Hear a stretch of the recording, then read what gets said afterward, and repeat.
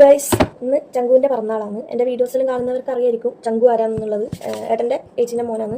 അവർ തലശ്ശേരിയാണ് നിൽക്കുന്നത്. അപ്പോൾ ഇന്ന് അവൻ്റെ പിറന്നാളാണ്, 10ാമത്തെ പിറന്നാളായതുകൊണ്ട് ചെറിയൊരു ആഘോഷമുണ്ട് അവർ വീട്ടിൽ വെച്ചിട്ട് തന്നെ. അങ്ങനെ അതിന് പോകാൻ വേണ്ടി നമ്മൾ റെഡി ആവുമെന്ന് ഞാൻ റെഡിയായി, ഒരാൾ ഇരുന്ന് റെഡി ആവുന്നുണ്ട്. അപ്പോൾ ഞാനും ഏട്ടനും അമ്മയും കൂടിയാണ് പോകുന്നത്. വെല്ലുമ്മയുണ്ട്. ഞാൻ റെഡിയായി താഴേക്ക് വരുമ്പോഴേക്ക് എൻ്റെ അമ്മയിൽ റെഡി ആയിട്ടുണ്ടായിനി. അമ്മയും വെല്ലുമ്മയും ഏട്ടനും അവരെല്ലാവരും റെഡിയായി പോകാൻ വേണ്ടി നിൽക്കലേനും. ഏട്ടൻ്റെ ഡ്യൂട്ടിയും കഴിഞ്ഞിട്ടാണ് ഞങ്ങൾ ഇറങ്ങിയിട്ടുണ്ടായിനി. അതുകൊണ്ട് തന്നെ ഞങ്ങളെത്താൻ കുറച്ച് ലേറ്റ് ആയിട്ടുണ്ടായിനി. എല്ലാവരും വന്നു. അങ്ങനെ കൂടുതൽ ആൾക്കാരൊന്നുമില്ല, കുറച്ച് ആൾക്കാർ മാത്രമേ ഉണ്ടായിട്ടുള്ളൂ. ഇത് ലാലു ഏട്ടൻ, ഏച്ചിൻ്റെ ഹസ്ബൻഡാണ്. ഇവർ തമ്മിൽ 2 റിലേഷനാണ് ഉള്ളത്. ഏച്ചിൻ്റെ ഹസ്ബൻഡും അതുപോലെ തന്നെ അച്ഛൻ്റെ പെങ്ങളെ മോനും കൂടിയാണ്.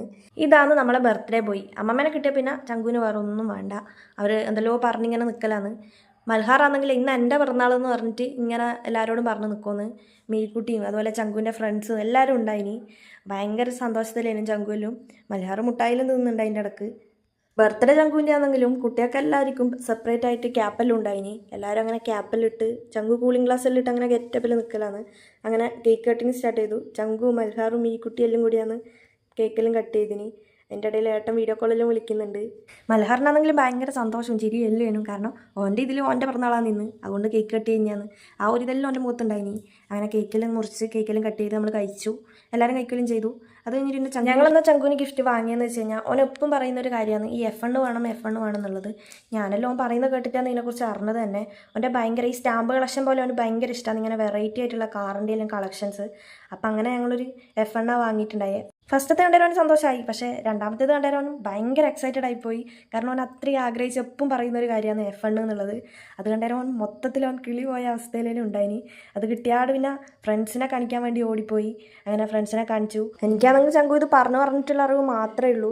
സാധനം ഇത്രയും ചെറുതാണെങ്കിലും അത് കിട്ടിയാലുള്ള അവൻ്റെ സന്തോഷം ഭയങ്കര വലുത് തന്നെയായിരുന്നു. അത് കഴിഞ്ഞ് പിന്നെ അവൻ എന്നെ മാമിക്ക് എൻ്റെ കാറിൻ്റെ കളക്ഷൻസ് കാണിച്ചു തരാമെന്ന് പറഞ്ഞിട്ട് എന്നെ കൂട്ടിയിട്ട് പോയി. ഓരോന്നും പറഞ്ഞു തന്നു, ഓരോന്നിൻ്റെയും പേരും എല്ലാം. Okay, McLaren edition, Pagani Utopia, road. ഇത് മാറ്റ് ഫാസ്റ്റ് എന്നുള്ളൊരു കാര്യം. ഇത് മാസ്ത RX-7. ഇത് മിനി കൂപ്പർ എസ്. ഇത് പോർഷെ 911 GT2 RS സ്കെയിൽ 1.60. എൻ്റെ ചങ്കു. ഇത് നിസാൻ സ്കൈലിയ 434 GT.